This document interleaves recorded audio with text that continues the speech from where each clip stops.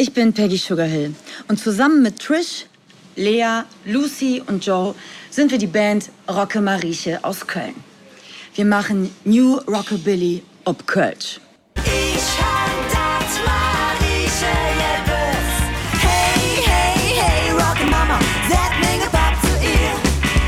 Wir haben sehr viel erlebt, viele tolle Songs am Start und möchten dieses Jahr endlich unser Album rausbringen.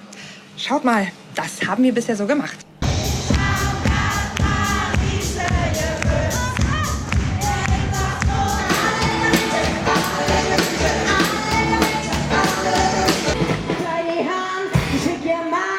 Und das hier.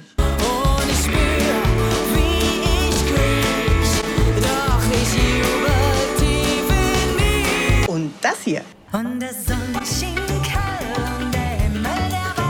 Ja, und das auch.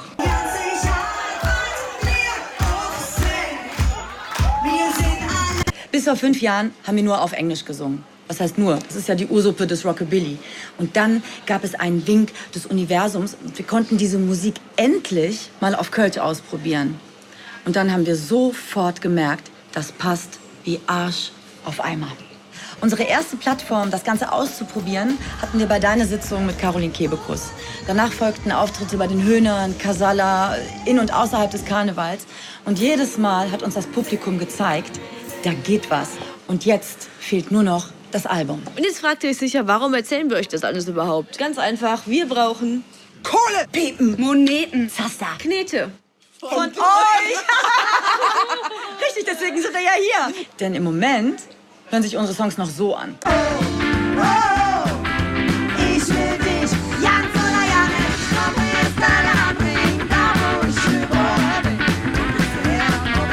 Du bei mir bist, kann ich wieder bis zum Schluss. Du und ich sind frei. Komm doch, komm doch, komm doch, komm doch zu mir. Unterstützt uns. Krempelt eure Portemonnaies um. Werdet Teil unserer Mission, den Rock'n'Roll in die Domstadt zu bringen. Bestellt unser Album oder sucht euch eins unserer Dankeschöns aus. Und hoffentlich sehen wir uns alle am 22. November bei unserem Release-Konzert.